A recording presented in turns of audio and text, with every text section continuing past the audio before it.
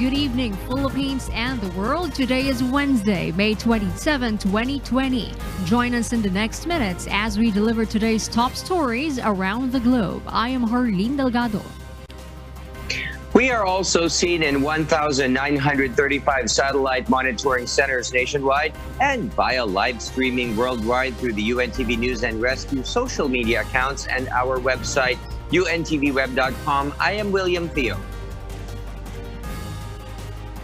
And for the top stories tonight. Community quarantine level in the National Capital Region may be downgraded to GCQ after May 31. Proposed economic stimulus package to address the COVID-19 crisis in the Philippines filed in Senate. Enrollment in public schools to proceed on June 1 to 30 according to Malacanang. The Philippine government targets to send about 24,000 overseas Filipino workers stranded in Metro Manila to their provinces. South Korean authorities trace new spike in cases to an e-commerce warehouse. Private American aerospace manufacturer SpaceX to launch 2 astronauts to the International Space Station today in its first crewed mission to space.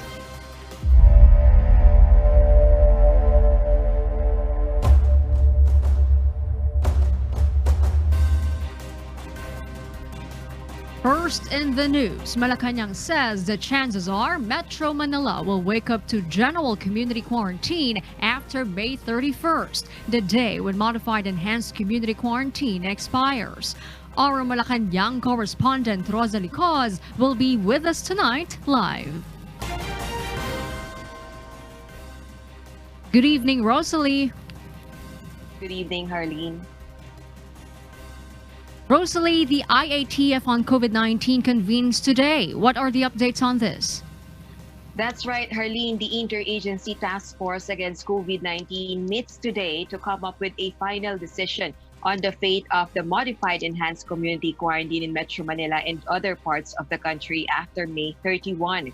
According to Presidential Spokesperson Secretary Harry Roque, chances are Metro Manila will be transitioning to general community quarantine next month.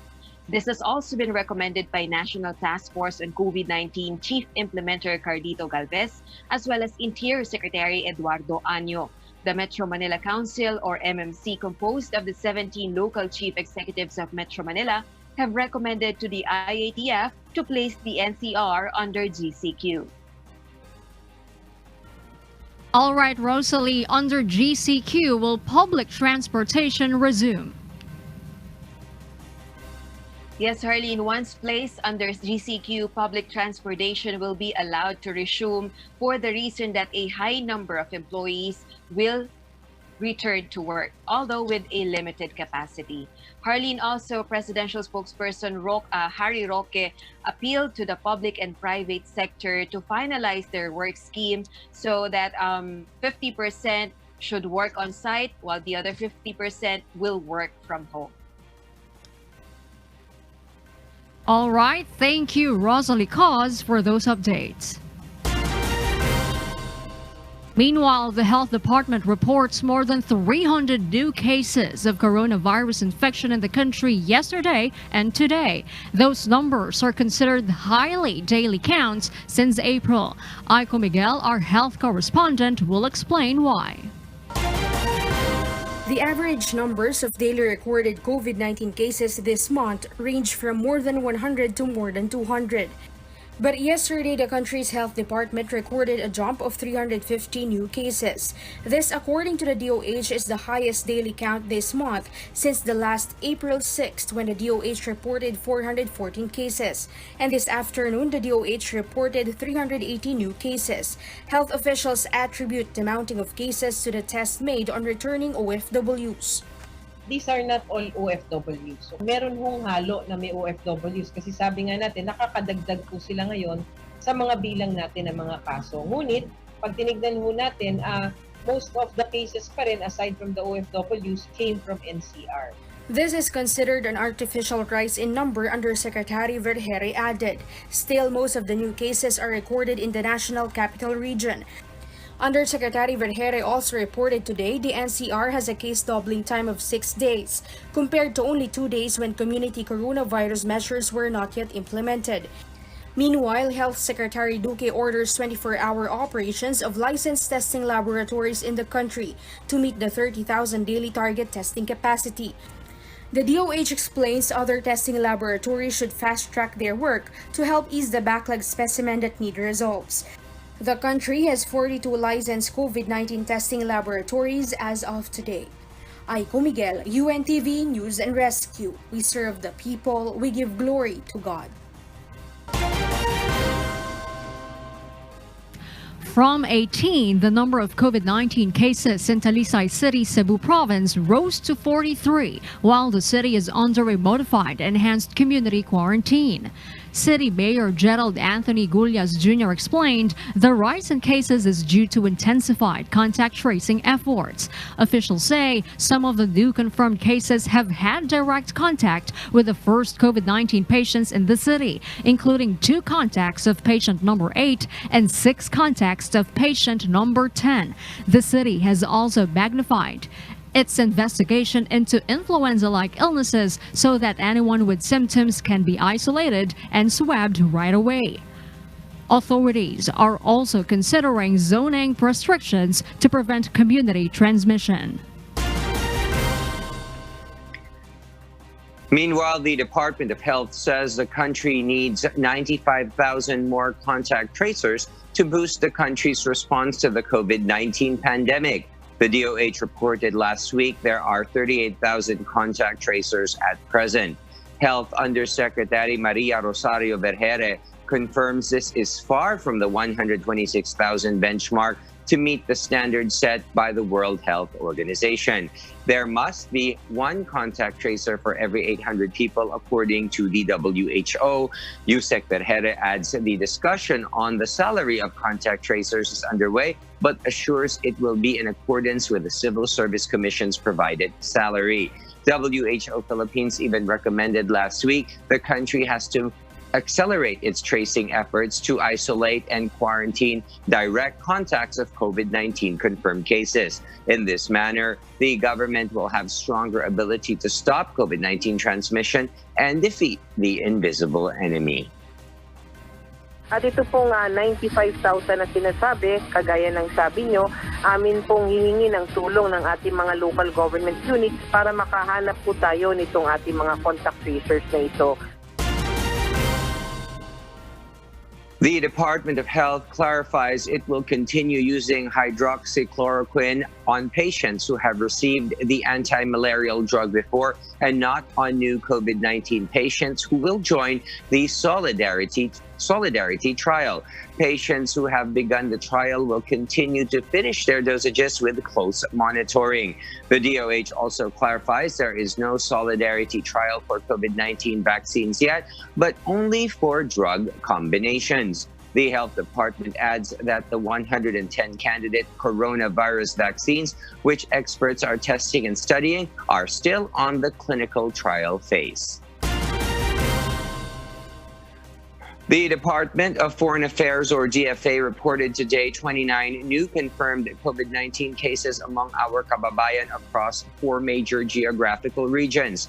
The total number of COVID-19 infections involving Filipinos abroad is now at 2,664. Despite the increase in COVID-19 cases, the daily rate of recoveries increased to 2.75% with 25 new recoveries in Asia and the Pacific, Europe, and the Middle East. 6 new fatalities were also recorded from 3 countries in the Middle East. And if you are a motorist allowed on Metro Manila roads, expect to encounter checkpoints even when the National Capital Region is placed under general community quarantine. Leia Ilagan, our police reporter, will explain why. The Philippine National Police will continue their checkpoint operations in various areas including Metro Manila, even when the community quarantine level in the NCR is downgraded to GCQ come June 1. Joint Task Force Civil Shield Commander, Police Lieutenant General Guillermo Eleazar says it is under the discretion of the Chief of Police how to implement checkpoints in their areas. They may be random or positioned in places of convergence. This is to prevent heavy traffic.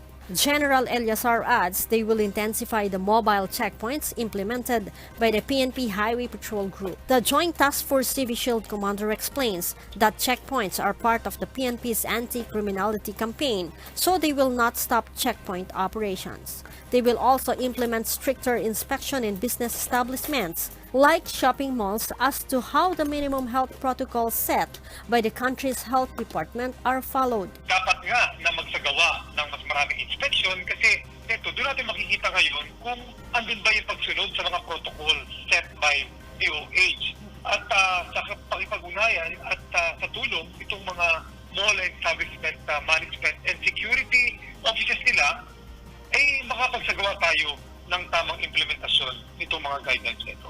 Curfew will also continue for non-workers.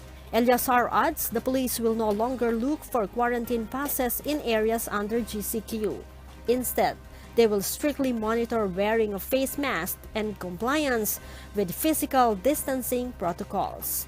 Leia Ilagan, UNTV, News and Rescue. We serve the people, we give glory to God.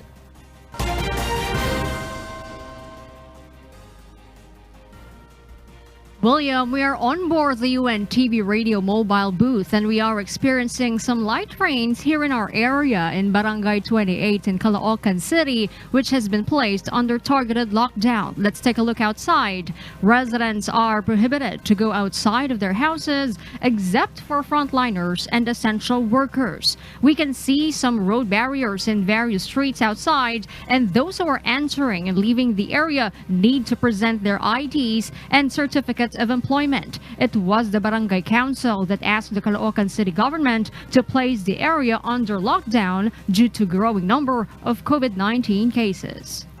Let's now take a closer look at the updated count of coronavirus cases around the world. The COVID-19 pandemic has now reached a total of 5.6 million confirmed cases in 188 countries, regions, and sovereignty. The fast-spreading disease has claimed over 350,000 lives, while more than 2.3 million patients across the globe have recovered from the new coronavirus infection. The United States of America, as of today, has recorded more than 1,681,000 known cases and remains to have the most confirmed cases in the world, including nearly 99,000 deaths. Brazil and Russia continue to trail the USA, both with more than 300,000 confirmed coronavirus cases. On the other hand, the United Kingdom, Spain, and Italy all have more than 200,000 confirmed positives. And the tally of the next 6 nations worst hit by the coronavirus pandemic includes France, Germany, Turkey, India, Iran, and Peru. India remains to be the Asian country with the most confirmed cases, while Peru joins Brazil and Spain as the Latin American countries with the most coronavirus infections. And in the Philippines, the Department of Health reports 380 new cases, bringing the total known patients infected with the COVID-19 virus in the country to 15,049. That's based on the health department's 4 p.m. report today. We have lost 18 more patients. Now the country's death toll stands at 904. With the help of our valiant medical frontliners, 94 more people have won their battle against the invisible enemy, raising the total recoveries nationwide to 3,506. That also brings the total active cases in the Philippines to 10,639. Presidential spokesperson Secretary Harry Roque says that enrollment in public schools will proceed from June 1st to 30, 2020. There are no details yet on how the enrollment will be done, but the assurance is that the government is preparing for the opening of school year 2020 to 2021. The Malacanang official made the announcement following President Rodrigo Duterte's statement that he will not let the resumption of physical in-classroom or face-to-face classes proceed unless a COVID-19 vaccine is available. Secretary Roque adds the new school year will officially start on August 24, whether or not the community quarantine stays. He also reiterates that if there is no new normal and the threat of the disease caused by the new coronavirus remains until August, the government shall implement blended learning in which internet, local radio, and television stations will be utilized for the delivery of lessons.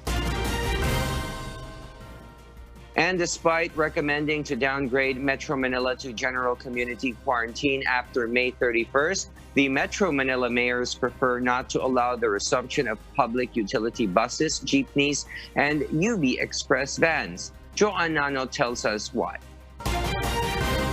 Metro Manila mayors and the MMDA want to be cautious when it comes to the resumption of public transportation, considering that authorities will have a difficult time in monitoring these modes of public transport. That's because public utility buses, jeepneys, and UV Express vans drop off and pick up passengers along the road. Physical distancing will also be difficult to observe in such vehicles. Only taxis, TNVS, and point-to-point buses will be allowed to hit the road when the NCR transition to GCQ.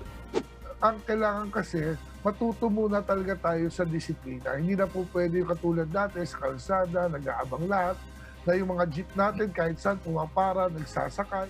The Metro Manila mayors also want transport officials to finalize the single bus route on EDSA, wherein the routes of buses that traverse EDSA will be limited.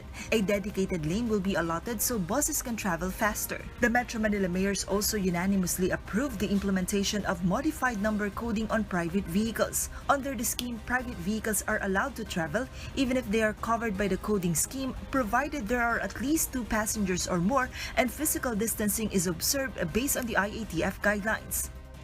Kasi ang maganda po rito, lahat ng halos lalabas na sasakyan, i-maximize na natin ang gamit. Kaya nga kahit hindi kayo coding, kayo po iniinganyo namin na maglagay ng carpool. Hindi naman kung sino-sino lang. Of course, kung kasama nyo sa bahayan or office mate nyo, kakilala nyo, isakay nyo na.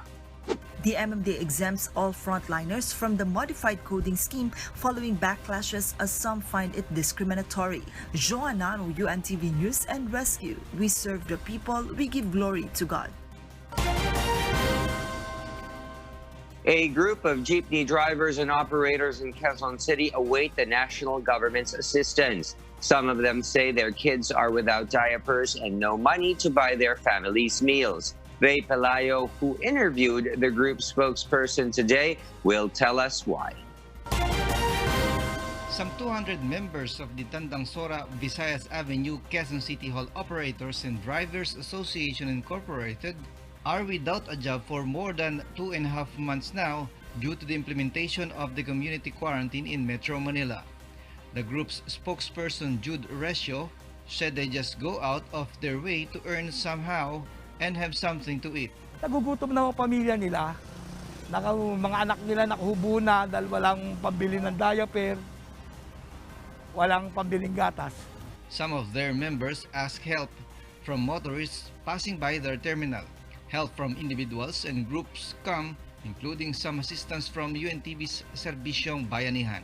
Their jeepneys have become temporary shelters for some of them because they cannot go to their hometown in neighboring provinces. Should the IATF on COVID-19 approve the Metro Manila Council's recommendation to place the National Capital Region under general community quarantine, these drivers will remain jobless next month. Yung pag-iingat nyo po yun, kami sumusunod naman. Ang tanong lamang po namin kung hanggang kailan. Kasi syempre po, meron din naman din kami pinag-iingatan na pamilya na kailangang kumain, kailangang mabuhay. Resio said they are waiting for the government assistance under the Social Amelioration Program through the LTFRB.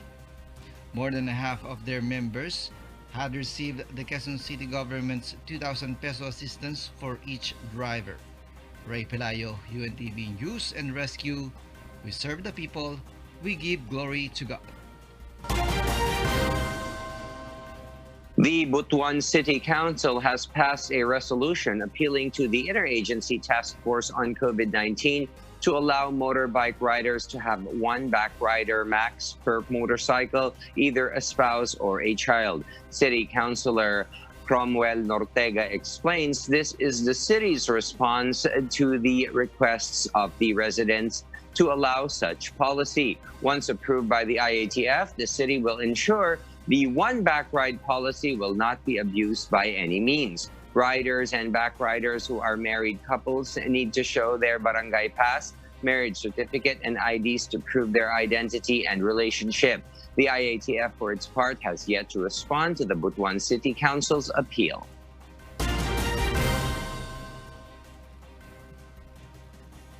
The Department of Labor and Employment, or DOLE, has created a task group that will focus on overseas Filipino workers who will be going home to their families from the various quarantine facilities in Metro Manila.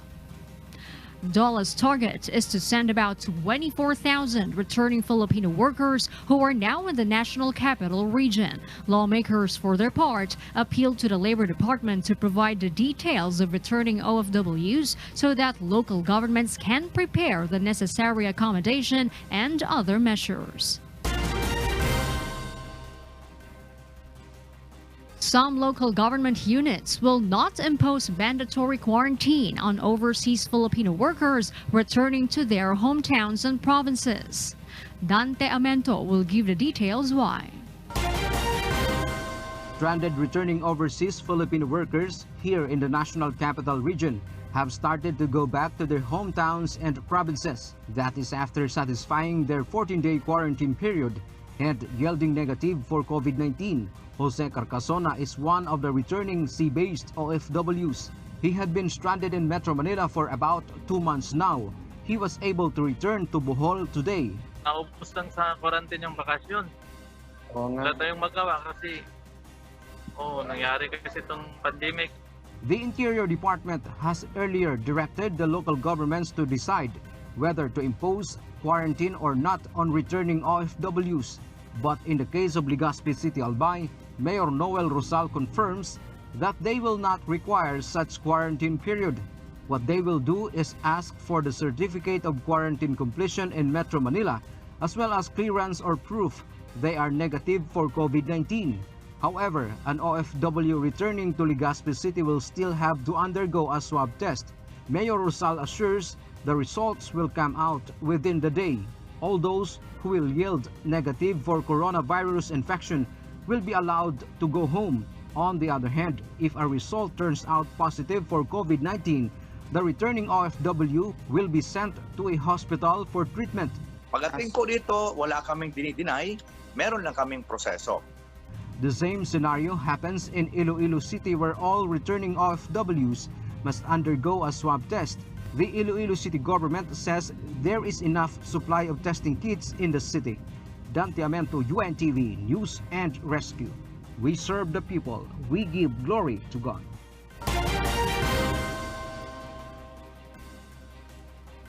The country's Foreign Affairs Department welcomed home 4 stranded Filipinos from Japan and 8 Filipino workers from Shanghai after midnight today. This move is part of the national government's efforts to repatriate overseas Filipinos whose jobs have been affected by the COVID-19 pandemic or got stranded overseas. The DFA vows to work tirelessly in bringing home Filipinos abroad in the midst of this global fight against the novel coronavirus.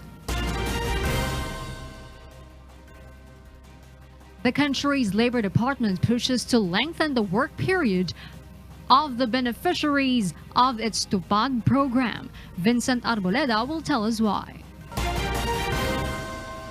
Around 2.7 million workers in the country are affected by the closure of businesses due to measures designed to stop the transmission of COVID-19. And since there is no vaccine yet to treat and protect people from the deadly infection, the country's Labor Department believes this number will further increase as the COVID-19 crisis continues. To cushion the effect of the virus on displaced workers, Labor Secretary Bello is pushing to enhance the Tupad program by lengthening the work period from 10 days to 3 to 6 months. Maaring itong COVID-19 ito, kung magtatagal pa, ay maapektuhan ng siguro between 5 to 10 million of our workers. Yan po ang napaka-sakit na damdamin sa ating mga manggagawa dahil dito sa pandemic na ito ay mawawalan ng trabaho ang ating mga minamahal na manggagawa. Tupad or tulong pangkabuhayan sa ating disadvantaged or displaced workers is a community-based package of assistance that provides emergency employment for displaced workers, underemployed, and seasonal workers for a minimum of 10 days. With Tupad, beneficiaries will receive the minimum wages in their regions during the period a person is enrolled in the program. Secretary Bello says, if granted, the program may need 10 to 15 billion pesos to fund the temporary work of around 2 million displaced workers in the country. Vincent Arboleda, UNTV News and Rescue. We serve the people. We give glory to God. Another appointee of the president is Presidential Advisor on Economic Affairs and Information Technology, Rahman Jacinto. He becomes the Undersecretary of the Department of Information and Communications Technology, or DICT. Jacinto will fill in the post vacated by Eliseo Rio, who has recently stepped down. Malacanang is confident that Jacinto will serve the department with dedication and integrity and contribute to achieving the department's mandate under the current administration. President Rodrigo Duterte has appointed Wilkins Villanueva as the new Philippine Drug Enforcement Agency Director General. Villanueva has been promoted from being PIDEA's director in Northern Mindanao and becomes the 7th PIDEA chief. In a social media post, now Director General Villanueva said in a Facebook post that after nearly 2 decades of serving our country on the field of drug enforcement, he finally achieved what he was aiming for. Outgoing DG Aaron Aquino, for his part, thanks the men and women of PIDEA for their support. He is also grateful for the honor of serving as the 6th Director General of the PIDEA. Meanwhile, presidential spokesperson Secretary Harry Roque confirmed today that Aquino has been appointed as a member of the board of directors of Clark International Airport effective May 22. Roque clarified that Aquino was given a new assignment not because of loss of trust and confidence. According to Executive Secretary Salvador Medialdea, President Duterte has also approved Aquino's nomination as President and Chief Executive Officer of Clark International Airport Corporation.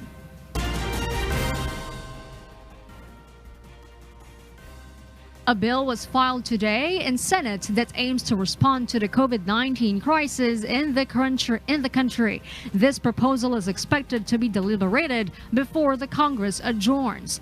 Based on Senate Bill number 1542, filed by Senate President Vicente Soto III, all frontliners will be prioritized in the mass testing, a wage subsidy for affected workers, loan for small businesses, the tourism, transportation sectors, and others. SP Soto said the budget is approximated at 548 billion pesos and for this year and 80 billion pesos in 2021.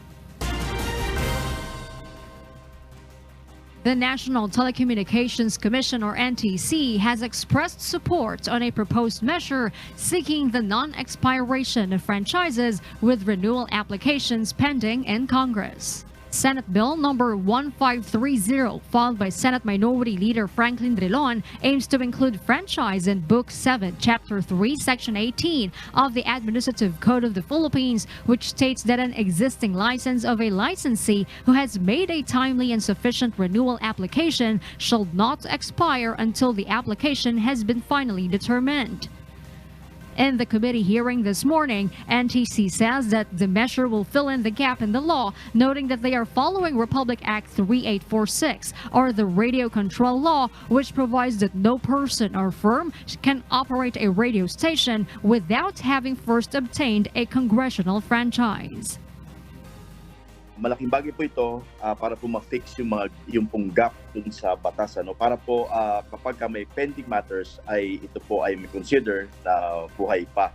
However, the Commission admits they never issued provisional franchises to stations with expired franchises but with pending renewal applications in Congress and just allowed them to continue operating. NTC Commissioner Gamaliel Cordoba says what makes the case of ABS-CBN different that they had to issue a cease and desist order was the quo warranto petition filed against the media giant. He says they have issued such orders before, but only to radio stations who illegally operated during the 2019 elections. The difference from those instances on the ABS-CBN issue is that in ABS-CBN, case for quo warranto was actually filed by the Office of the Solicitor General. Kaya po medyo naging untenable on our part to let it continue because of the clear letter of the law in Republic Act 3846. However, Senator Drilon believes there has been an inconsistency on the part of the NTC in exercising its power in issuing cease and desist orders. At the very least, it appears that there was an inconsistency in the exercise of this power, which gave rise to allegations of unequal protection of the law. This is precisely a remedial legislation that we have introduced so that this kind of a gap can be addressed.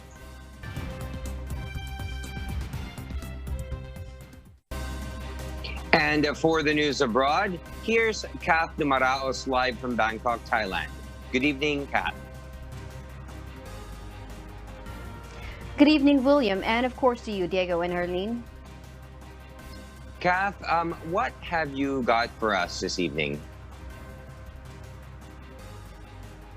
William, Thailand is currently testing a vaccine against the coronavirus, and more details on my report later. Also in South Korea, one of the largest e-commerce company battles an outbreak. And also, let's take a look at a special vending machine that can now be seen around Singapore. All right, Kath, go ahead and tell us why. William, here in Thailand, the spokesperson of the Center for the COVID-19 Situation Administration, Dr. Tawisin Visanuyotin, stated that Thailand expects to produce its own coronavirus vaccine next year. The vaccine, known as COVID-19 type mRNA, is being developed jointly by Chulalongkorn University, the National Vaccine Institute, and the Department of Medical Sciences. The vaccine candidate has been successfully tested in mice and will be tested on monkeys identified as long-tailed macaques this week. Prime Minister General Prayut Chan-o-cha hopes that Thailand would be one of the first to have an effective vaccine. Novavax Incorporated started its Phase 1 clinical trial of a novel coronavirus vaccine candidate on Tuesday. The Maryland-based late-stage biotechnology company in April says it identified the candidate NVX-CoV2373, with which it planned to use its Matrix M adjuvant to enhance immune responses. Novavax said it expects preliminary immunogenicity and safety results from the trial, which involves more than 100 volunteers in Australia in July. The announcement comes as drug makers pause clinical trials for other ailments and race to find an antidote for COVID-19. In Chile, with the deadly coronavirus sweeping the country, Mapuche communities in Coñaripe have cut off access to their towns to stop the pandemic from reaching them. At the Panguipulli-Coñaripe Highway, these Mapuche residents have blocked the road for more than 60 days. This region is popular with Chileans heading to their holiday homes for the weekend.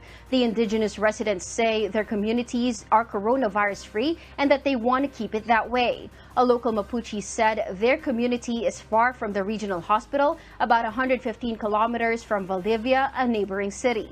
With road access for ambulances limited and health centers far from their towns, the Mapuche say they are at greater risk of dying from the pandemic. Chile has over 77,000 confirmed cases of coronavirus and more than 800 deaths. South Korea reported today the highest daily number of new coronavirus cases in nearly 50 days. This as one of South Korea's largest e-commerce companies battles an outbreak linked to a now shuttered logistics facility. The Korea Centers for Disease Control and Prevention, or KCDC, reported 40 new cases as of midnight Tuesday, bringing the country's total number to over 11,000. So far, at least 36 cases have been linked to an outbreak at the logistics center operated by e-commerce firm Coupang Corporation in Butuan, west of Seoul, the KCDC said. About 3,600 people at the facility are being tested. The company said it had temporarily closed the center on Monday and began disinfection measures recommended by authorities. Health officials warned that cases linked to the center could rise further. Today, more students returned to school in South Korea despite the new spike in COVID-19 cases. In France, President Emmanuel Macron said on Tuesday he intends to make his country the top producer of clean vehicles in Europe. He says this can be done by getting car makers to repatriate production from abroad and develop new models on French soil. France would increase the state bonus for consumers buying electric cars to 7,000 euros or $7,690 from 6,000 euros.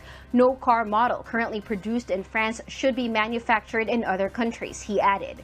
The government would not sign off on a planned 5 billion euro state loan for Renault until management and unions had concluded talks over the car maker's French workforce and plants in France, Macron said. In other news, British supercar maker McLaren Group said on Tuesday it would cut around 1,200 jobs under a proposed restructuring program as it deals with the impact of the COVID-19 pandemic. The move is expected to affect jobs across the group's applied, automotive, and racing businesses, the company said in a statement.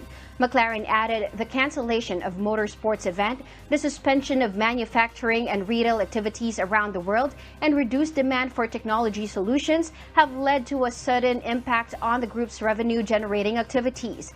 McLaren Group Executive Chairman Paul Walsh said it is a course of action they have worked hard to avoid, having already undertaken dramatic cost-saving measures across all areas of the business. But they have no other choice but to reduce the size of their workforce. The job cuts represent roughly 25% of the group's workforce. Vending machines nowadays are not merely for canned soft drinks, snacks, or chocolate bars. Did you know that in Singapore, vending machines that dispense free reusable face masks have been installed? This is the latest measure of the Singaporean government aimed at preventing the spread of the new coronavirus. The vending machines appeared at community centers around the city state on Tuesday. Residents can simply select the size of a mask on a touchpad screen before scanning their identity card to collect the mask. Singapore residents have been instructed to wear face masks since April 14, and there's a penalty for not doing so. First-time offenders caught without a mask will be fined 300 Singaporean dollars or more than 10,000 pesos. The Singaporean government had distributed free face masks before installing the vending machines. And those are the reasons behind the news here in Thailand and in other parts of the globe. Back to you, William. Thank you, Kath. You stay safe there in Bangkok.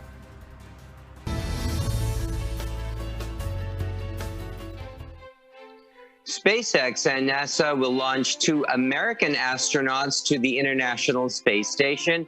During a dress rehearsal last weekend, astronauts Robert Behnken and Douglas Hurley were taken through all of the activities they will perform on the actual launch day, May 27 at 4:33 p.m. Eastern Daylight Time.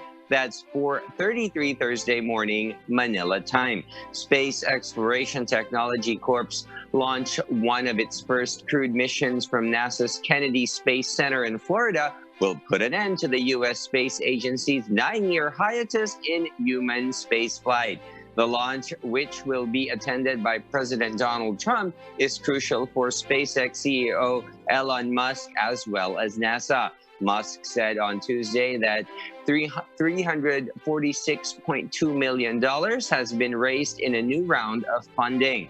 A successful flight will mark a milestone in the quest to produce reusable spacecraft that could make space travel more affordable.